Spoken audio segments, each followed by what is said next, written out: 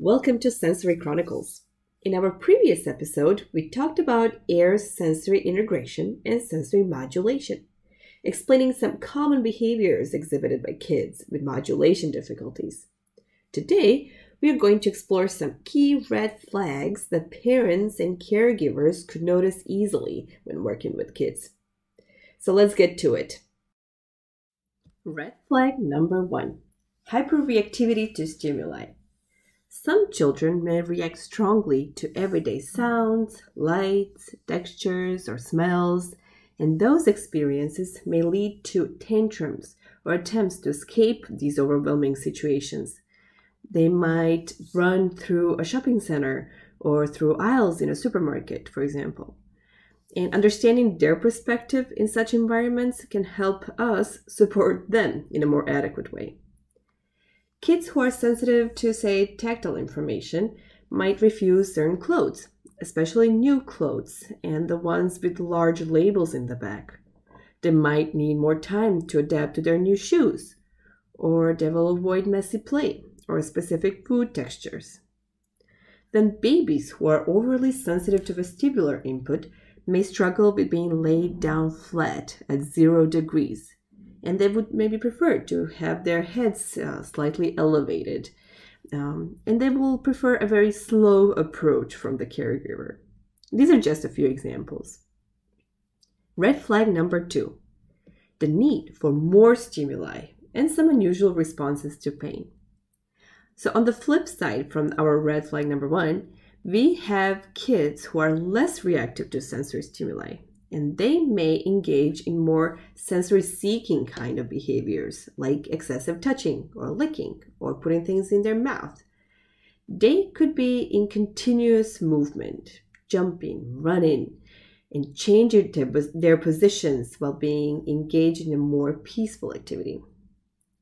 Some children might display poor coordination, frequent tripping, clumsiness, or difficulty with fine motor tasks. Some may not notice they've been injured. Or on the flip side, some kids might react intensely to minor bumps. So it's important to be aware of their pain responses. Red flag number 3, social interaction difficulties. Sensory challenges can affect a child's ability to engage in social interactions, especially noisy or crowded environments. They might not want to be touched or pushed around by other kids. Some kids, when angry, might try to push something, throw some object, or even bite themselves or another child. Red flag number 4, arousal and activity levels. Some children may seek sensory input excessively through activities that involve intense movement, such as spinning or jumping, and in order to regulate their sensory systems and arousal. At that point, they're less likely to be able to concentrate. We see that kids with low arousal take tremendous amount of effort to get up and do something. Some will just lie down on the floor with the full surface of their bodies, and it would be really, really hard to engage them in some activity, especially in a more peaceful one. Red flag number 5, difficulties with changes and transitions. Transitions between activities or environments can be challenging for kids with sensory processing issues. They may become upset or anxious when we change activities or routines. I often see kids having negative reactions in going, say, from their kindergarten to their car, or from the car to their house, or from their house to the playground, and so on. Some kids don't respond well even when having guests come over to their house. So that it takes them a little while to adapt to that. Red flag number 6, limited food preferences. Children with sensory processing difficulties might have specific food preferences related to the texture, taste, smell, temperature, or even the visual aspects of food. Some kids don't like their ingredients even mixing together on a plate. So if they're eating a sandwich, they will have their bread on one side of the plate, then whatever spread you offer them, on the other side of the plate, and then whatever topping like a meat or a vegetable on the third part of the plate. and that's how they're going to eat it. Some kids will eat only, say, red ingredients. Some kids will prefer to eat this particular item from only one specific brand. And let me tell you, they will know if a parent tried to trick them. So I had a parent try putting a different brand of yogurt into the preferred brand bottle, right? And it didn't work. Yeah, it didn't. All right. Red flag number 7, emotional regulation. So sensory processing can impact a child's emotional regulation. So those kids may have more frequent meltdowns, mood swings, or even difficulty calming down when upset by themselves.